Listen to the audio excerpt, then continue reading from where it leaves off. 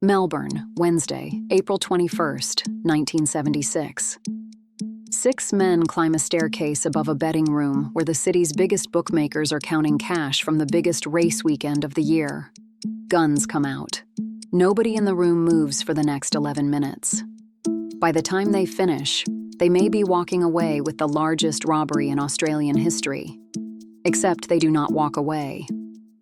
Instead of running for a car, they carry every bag 2 floors higher into an office they rented under a false name months earlier and lock it inside a safe.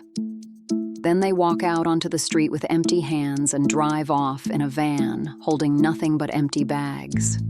50 years later, not $1 of that money has ever been found, and not one person has ever been convicted of taking it. The Club. Melbourne's bookmakers do not settle their accounts at a bank. They settle them in a private room on the 2nd floor of a building on Queen Street called the Victoria Club, where licensed bookies gather after race meetings to pay each other in cash. No paperwork, no questions. After the biggest weekend on the racing calendar, that room holds more untraceable cash than almost anywhere else in the city. Raymond Bennett knows this because he has spent his life around men who move money quietly.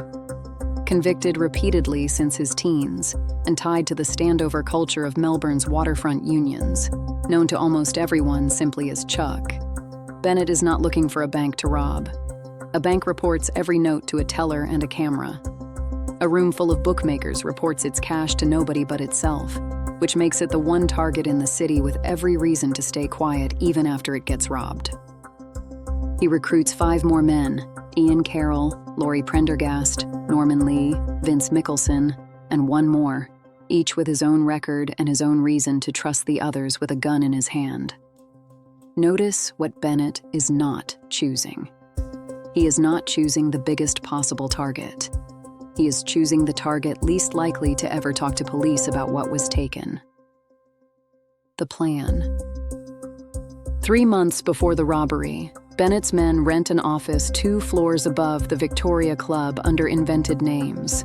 And nobody asks many questions about 6 men who pay their rent on time.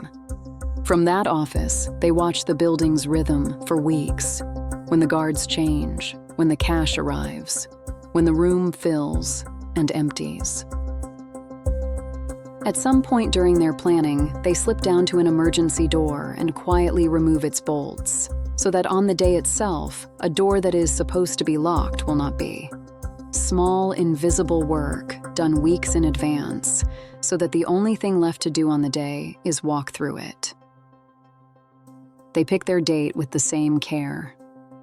The first business day after Easter is the one day of the year when the room holds settlements from the entire holiday racing carnival at once, the fullest the safe will ever be. Notice what that choice tells us. This is not a crime planned around what the gang wants to steal. It is planned around the one narrow window when the target is worth the most.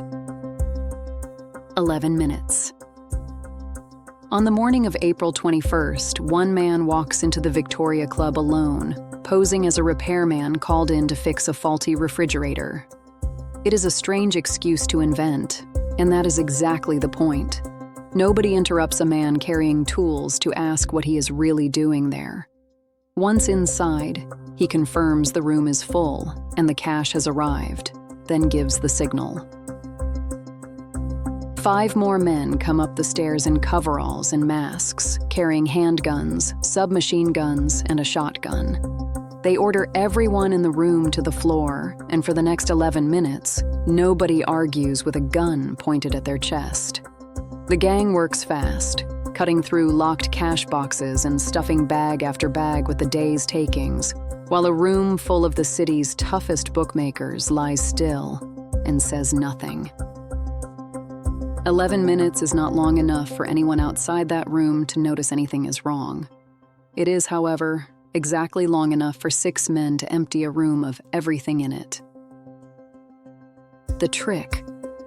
Every armed robbery ends the same way in the movies, a car speeding through the streets, sirens somewhere behind it.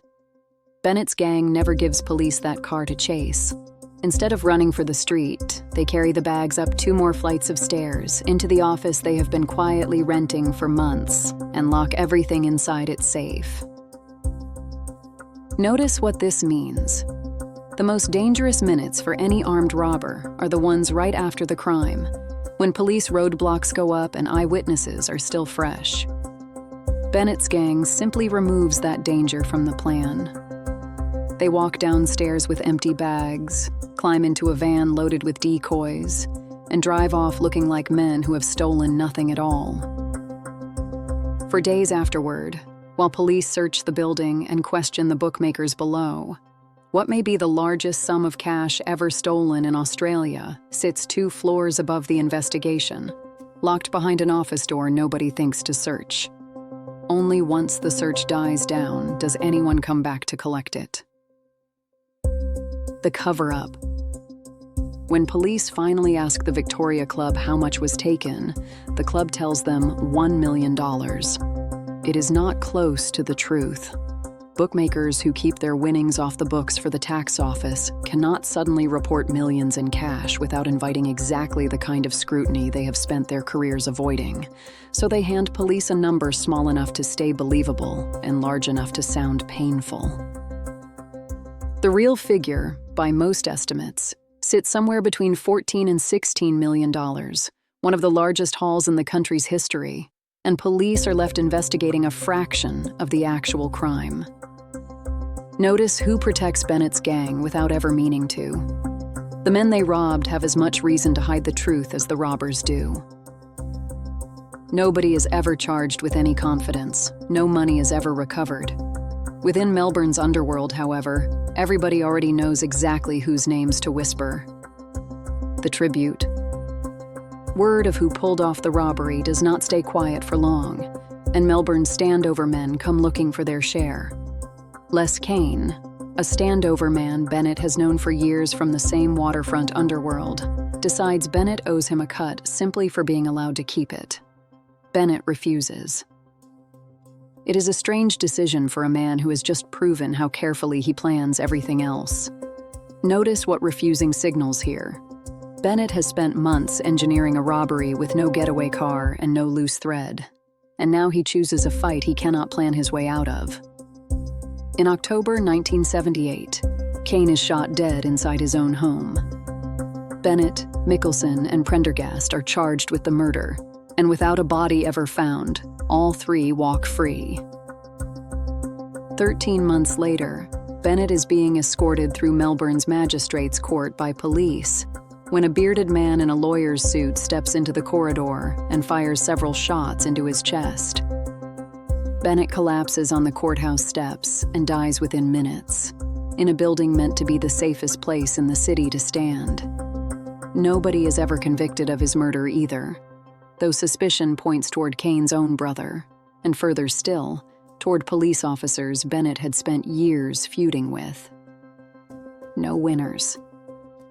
The killing does not stop with Bennett. Kane's brother Brian is shot dead in a hotel in 1982. Ian Carroll is killed the following year. Norman Lee dies in a shootout with police a decade later, still robbing. Laurie Prendergast vanishes in 1985. And it takes until 2021 for a coroner to finally rule what everyone already assumed, that he was murdered too. Of the 6 men who once stood in that room on Queen Street with guns raised, almost none lived to see old age. The money, wherever it ended up, outlives every one of them. So which was the real robbery? The 11 minutes it took to empty that room? Or the 16 years it took for everyone involved to pay for it in blood? Tell us which ending surprised you more in the comments, and subscribe if you think the smartest heist in Australian history deserved a smarter ending.